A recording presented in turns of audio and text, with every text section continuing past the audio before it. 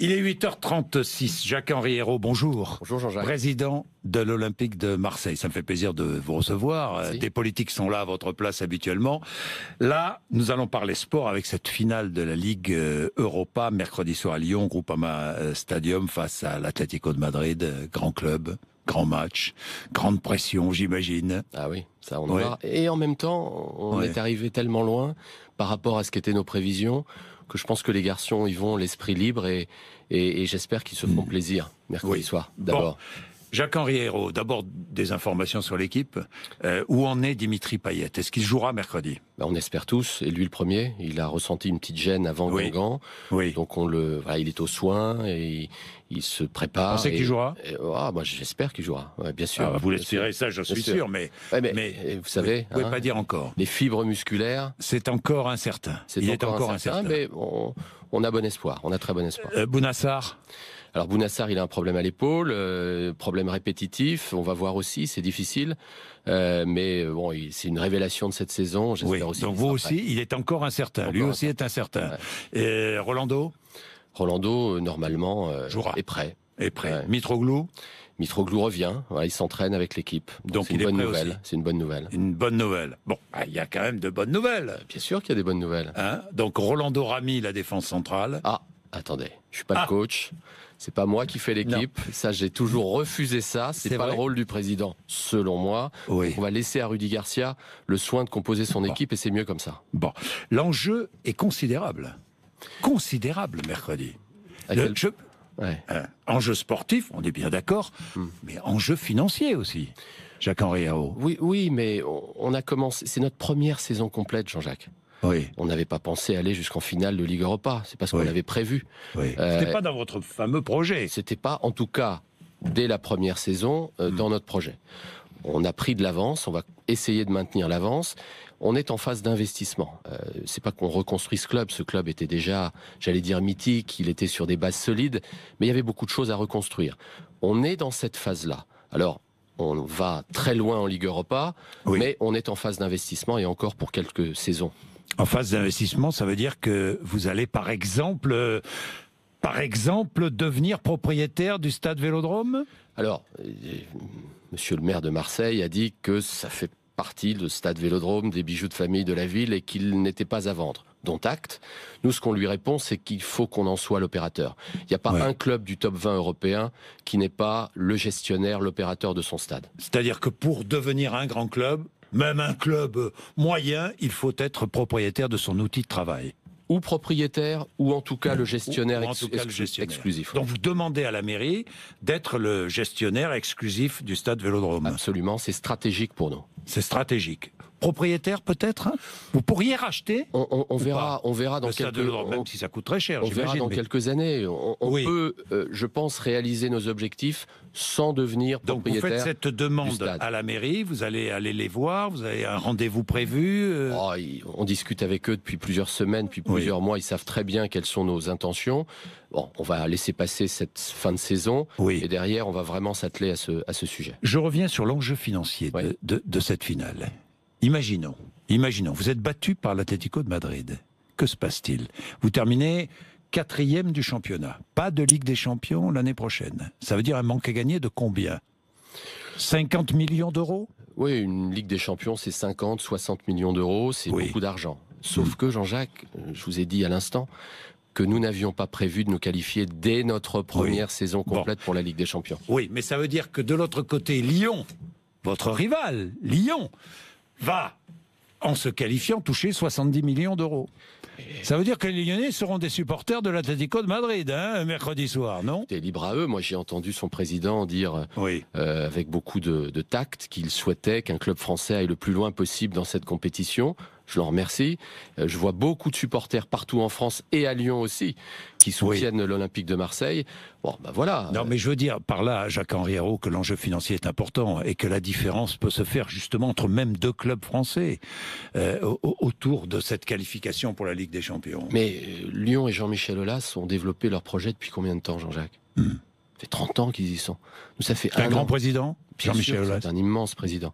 Nous, ça fait 1 an et demi qu'on est là et on se retrouve à discuter tous les deux d'une finale de Ligue Europa. Donc, on n'a rien à perdre.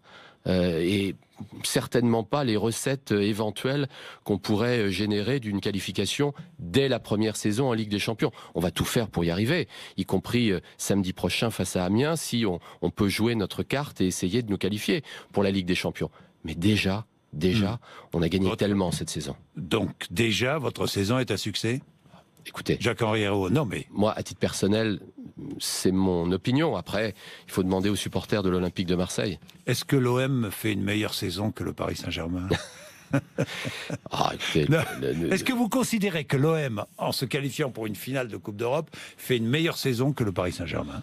Je ne sais pas si c'est à moi d'émettre des jugements sur les uns et les autres. Paris Saint-Germain, c'est devenu une machine, c'est devenu une équipe exceptionnelle, c'est un beau projet, voilà, avec des joueurs de classe mondiale.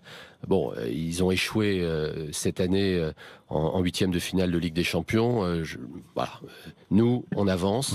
C'est un peu David contre Goliath, l'OM face au PSG. Vous ne vous mouillez pas, vous êtes assez politique, Jacques. Je ne suis pas du tout politique, Jean-Jacques. D'accord. Non, pas du tout. D'accord.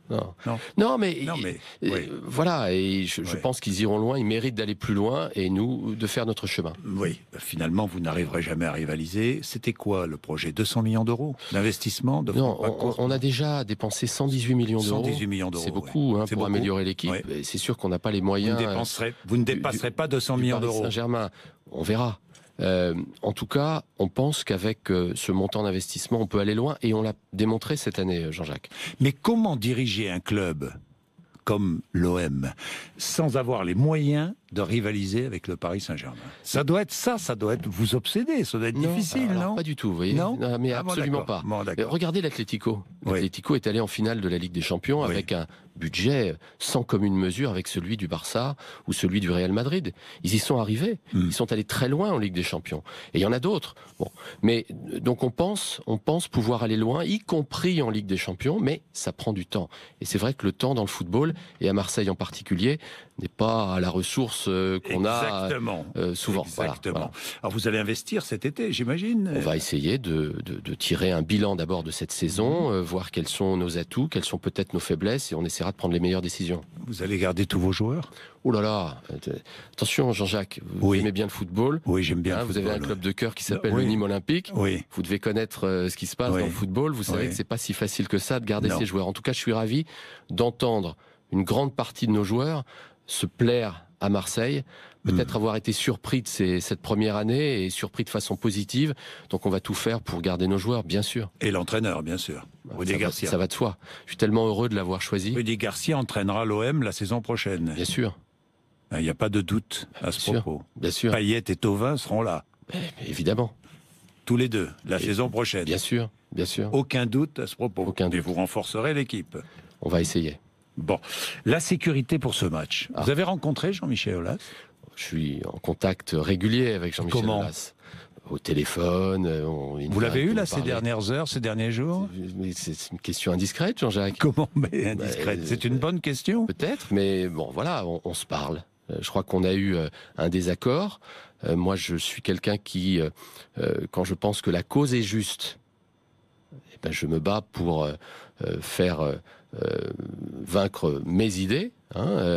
J'ai trouvé qu'il y avait une situation injuste, inéquitable, je l'ai dit. Après, il faut tourner la page. Inéquitable après ce qui s'est passé au mois de mars? Non, par rapport après les décisions de la commission de discipline? C'est ça. Bon, donc voilà, je l'ai dit, je me suis exprimé. Maintenant, le chapitre est clos. Et surtout, et Jean-Michel et moi avons la conviction et surtout la grande volonté de faire en sorte que mercredi soir, ce soit la fête du football, dans une ambiance conviviale, dans son stade, qui est un stade magnifique. Et je ne vois pas des hordes de supporters marseillais déferler sur la ville pour aller tout casser chez Jean-Michel Aulas. Voilà. Il y a une chanson, alors tout le monde sera à même de juger de la pertinence des mots employés. Moi, ce que je sais, Jean-Jacques, et ça c'est un sujet quand même très sérieux, je ne crois pas avoir loupé beaucoup de matchs de l'Olympique de Marseille à l'extérieur. Je suis allé partout en Europe, je suis allé en France, je suis allé aux quatre coins d'Europe pour les suivre et j'ai vu ces supporters. Et j'ai vu très peu d'incidents. Demandez au maire d'Ostende, demandez au maire de Domzalé, demandez... tiens, j'étais à Guingamp l'autre jour, demandez aux Guingampais ce qu'ils pensent des supporters marseillais. Donc je crois qu'il faut arrêter de les stigmatiser. Ce sont des gens responsables, mais on est vigilant parce que malheureusement dans le football, il peut y avoir des... Vous les avez rencontrés d'ailleurs, vos supporters, vos clubs de supporters. Vous les avez rencontrés, vous les rencontrez régulièrement, bien sûr. Mais vous les avez rencontrés récemment pour parler de ce match. Absolument. Hein. Et pourquoi est-ce que lorsque vous parlez de Jean-Michel Aulas devant les supporters, vous l'appelez l'autre? Non, ça, je sais pas où c'est vrai, vous avez trouvé faux, ça. Vous avez lu ça quelque part, non? J'ai lu ça dans l'équipe. Non, moi c'est vrai ou c'est faux? Non, j'ai beaucoup de respect pour Jean-Michel Aulas. Non, mais c'est vrai ou c'est faux? J'ai beaucoup de respect pour Jean-Michel Aulas. Vous vous rendez compte? Je vous le demande. Vous vous rendez compte? J'ai lu, d'accord, mais on est nés le même jour. Oui. On doit avoir des choses en commun. Oui. D'accord, qui nous unissent. Donc j'ai beaucoup. Vous ne me ferez pas dire que j'ai pas de respect pour Jean-Michel Aulas. J'en ai. Il le sait. Voilà. Simplement, il peut avoir parfois, de temps en temps, une opposition. Bénéficie d'une impunité dans les sphères, les sphères, j'aime pas trop ce mot, mais enfin, du football professionnel. Jean-Jacques, la polémique est derrière nous. On est focalisé sur ce match de mercredi soir et on sera ensemble dans la tribune à essayer de vivre un grand moment de sport. Bon, oui, un grand moment de sport avec des supporters qui seront canalisés, je crois, qui ne passeront pas par le centre-ville, c'est cela? En tout cas, moi, en France, il y a encore la liberté de circulation et c'est heureux. Simplement, le message que je leur ai donné et que je leur redonne aujourd'hui, c'est d'abord de se rendre directement au stade. Voilà. Il y a toutes les infrastructures pour les accueillir. Et 2, quand on n'a pas de billets, on ne se déplace pas pour essayer d'en trouver. Ce sera impossible. Il y aura évidemment beaucoup de sécurité et ça pourrait faire le jeu d'un certain nombre de provocateurs qui viendraient essayer de déclencher des incidents. Donc, au stade, et quand on n'a pas de billets, on ne se déplace pas sur Lyon. Il faut que ce soit une fête. Le football, le sport, c'est pas la guerre, ce sont pas des incidents, c'est un spectacle. D'ailleurs, beaucoup ne comprennent pas cet antagonisme entre les clubs. On comprend la rivalité sportive et l'engagement, je sais pas, la fierté de défendre un club, de défendre un maillot. Mais cet antagonisme parfois entre présidents de clubs, beaucoup trouvent ça un peu puéril. Mais n'est-ce pas un peu puéril? Mais je pense que vous avez raison. Vous avez raison. Si ça n'est qu'une question d'ego, alors c'est plus que puéril, c'est ridicule. Et il faut l'éviter. Il faut essayer. Et dans le football, les égos sont parfois assez surdimensionnés. Donc il faut éviter ça, c'est évident. Je regardais le sondage paru, je crois, à la fin de la semaine dernière. 52% des Français qui ont une bonne opinion de l'Olympique de Marseille. Vous avez vu, belle évolution d'ailleurs, et je de crois votre club. 70% qui chez les amateurs de football. Chez les amateurs de football, ce qui est presque encore plus fort. Moi, c'est ce qui me rend le plus fier, Jean-Jacques. C'est de voir à quel point cette équipe suscite, génère de l'empathie, des valeurs positives, la solidarité, la générosité. Ça nous porte. Et ça porte les joueurs. Ils en ont totalement conscience. Dans Marseille, parce que Marseille est en train de se parer de bleu et de blanc, partout dans la ville. C'est incroyable ce qui se passe. Mais aussi bien au-delà. On a des témoignages heure après heure de supporters qui nous portent, qui nous encouragent. Je crois que cette équipe a quelque chose de particulier. Elle est unique. C'est une équipe de France. C'est une équipe soutenue par une grande partie des Français. Elle est très française, cette équipe. Elle est capable du meilleur. Elle a des temps faibles où elle souffre. Elle ne gagne pas ses matchs par 4 buts d'écart à chaque fois. Elle est très française, en fait. Pour en revenir à l'avenir du club, le fair play financier, les sanctions prévues? Alors on verra, on discute avec les responsables de l'UEFA et du fair play financier. Ce sont des discussions très professionnelles, très rigoureuses. Ça va coûter combien? Je ne peux pas le dire aujourd'hui, mais en tout cas ce qui était important, c'était de leur expliquer qu'il y a eu un changement de contrôle, un nouvel actionnaire, qu'on a pris le club dans une situation un peu difficile, qu'il fallait investir et que donc il était inévitable pour nous d'enregistrer des pertes importantes pendant au moins les 2 premières saisons de notre mandat. Ensuite, on n'est pas. C'est une entreprise aussi, un club de football. Il faut qu'on atteigne la pérennité financière, mais ça nécessite un certain temps. C'est la discussion qu'on a avec le fair play financier. Jacques-Henri Hérault, l'OM appartient à Frank McCourt, investisseur américain. J'ai vu que Saint-Étienne intéressait un investisseur américain également. Vous avez des informations à ce propos? Vous ne savez qui il est? Non. Est-ce que vous savez qui il est? Non. Vraiment, franchement? Non, je ne sais pas qui il est. Frank McCourt doit le savoir, lui, non? Écoutez, les États-Unis, c'est un grand pays. Oui, d'accord. Mais ce qui est important, c'est que je pense que le football français connaît une modernisation qu'il faut accélérer parce qu'il y a beaucoup de choses à changer. Il appartient de plus en plus à des investisseurs étrangers, le football français. Alors, oui, les clubs, les uns après les autres, passent entre les mains d'investisseurs étrangers. Peut-être que les investisseurs étrangers, ou en tout cas certains investisseurs étrangers, ont mieux compris, ont mieux saisi le potentiel du football à l'échelle mondiale, et ils décident comme ça d'aller en France, qui est quand même un pays fort, un des pays leaders en matière de football. C'est vrai qu'on peut regretter, je pense, que des investisseurs français... Paris Saint-Germain, Monaco, Paris Saint-Germain, Monaco, Marseille... Enfin bon, la liste est très très longue aujourd'hui. C'est vrai qu'on peut regretter que des investisseurs français ne s'intéressent pas plus au football. Je pense que ça va venir. Et en tout cas, voilà, il faut des investisseurs de qualité pour pouvoir amener le football français à un niveau supérieur. Quelques questions générales. Est-ce que le championnat français vaut 1 milliard d'euros ? Je pense aux droits télé. Alors, franchement, est-ce qu'il vaut 1 milliard d'euros ? Moi, je pense que oui, Jean-Jacques. Je pense que oui. Il vaut 3,5 milliards en Angleterre. Alors, je veux bien que ce soit l'Angleterre, mais c'est un ratio, c'est un décalage qui me semble raisonnable, non ? Il vaut beaucoup plus en Allemagne, il vaut beaucoup plus en Espagne. Alors quoi, nous, on serait condamnés à être à la traîne des principaux pays européens ? Regardez ce qui se passe cette saison. Donc à moins d'1 milliard, on ne transige pas. Non. Non, mais si je vous pose la question, est-ce qu'il vaut 1 milliard ? Là, je vois où vous voulez m'emmener. Oui. Moi, je ne suis pas l'organisateur de l'appel d'offres qui vient de se lancer. Ce seront aux diffuseurs de donner ou pas leur offre. Moi, ce que je veux simplement leur dire, regardez ce qui se passe cette saison. Un PSG qui attire Neymar, le plus grand joueur au monde, ou un des 2 ou 3 meilleurs joueurs du monde. Un suspense à tous les étages. Un Olympique de Marseille qui revient au sommet. Lyon avec une équipe de jeunes qui connaît une saison époustouflante. Enfin, c'est formidable. Une formation exceptionnelle à Lyon, d'ailleurs, que vous n'avez pas à l'OM. Absolument. Ils ont des années d'avance sur nous et on est en train de... Un travail exceptionnel accompli à Lyon. Absolument exceptionnel. Et on est en train de tout revoir en matière de formation avec déjà des beaux résultats parce que, et d'ailleurs, qui ne sont pas liés à notre action, mais Rudy Garcia a donné sa chance à des jeunes. En Ligue Europa, vous avez le jeune Bouba Camara, 18 ans, qui a été titulaire. Vous avez Maxime Lopez qui a joué de très nombreux matchs. Donc voilà, on essaye de remettre la formation au cœur de notre projet.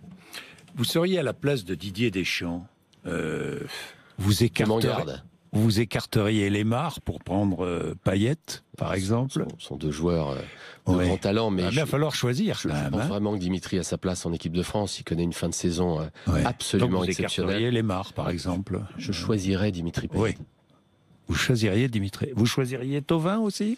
Oui, mais d'accord. Je suis pas technicien. Regardez les statistiques de Flo Thauvin. 22 buts en Ligue 1. Je crois qu'il faut remonter à la saison 93 pour trouver un attaquant de l'Olympique de Marseille. Donc vous souhaitez qu'ils soient retenus tous les deux par Didier Deschamps qui donnera sa liste le 17, c'est-à-dire jeudi. Je donne juste mon sentiment. J'aime ces garçons. Je pense qu'ils le méritent. Il y a un coach. Pas me dire le contraire, remarquez. Et oui, il y a un coach. Il faut respecter ses choix. Il faudra respecter ses choix. Bien. Merci Jacques-Henri Hérault. Le match mercredi à suivre évidemment sur RMC, à suivre partout. Ça va être une fête inoubliable pour vous qui avez connu le sport de haut niveau. Jacques-Henri Hérault. Oui, mais c'était il y a si longtemps. Taekwondo, c'est cela. Hein, un sport de combat. En équipe de France, un sport de combat. Le CIRPA, Sciences Po, Disney. Enfin, j'ai regardé votre parcours. Atypique, totalement atypique. En tout cas, j'ai eu beaucoup de chance. Le Club Med, Sport et Vert que vous avez créé avec Patrick Chesne. Absolument. Je me souviens. J'ai eu la chance de rencontrer des bonnes personnes au bon moment. Voilà, et je les en remercie. Bien.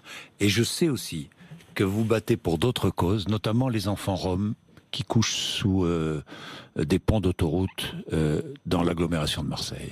Oui, c'est important parce que quand on est à la tête d'un club comme l'Olympique de Marseille, sa voix porte, sa voix compte. Ça faisait longtemps d'ailleurs que je suivais cette association qui s'appelle l'École au présent, dirigée par une femme exceptionnelle qui s'appelle Jane Bouvier. Alors, ces enfants, ils ont droit à l'école. Et quand ils viennent me voir en me montrant leur cahier scolaire, je trouve ça tellement émouvant, tellement touchant qu'il faut les aider. Donc je vais d'abord les inviter à l'Orange Vélodrome pour le dernier match de la saison contre Amiens. Mais si je peux les aider à travailler, à penser que l'école est quelque chose d'essentiel dans la vie d'un enfant, je le ferai. Merci Jacques-Henri Hérault, RMC BFM TV, il est 8h55.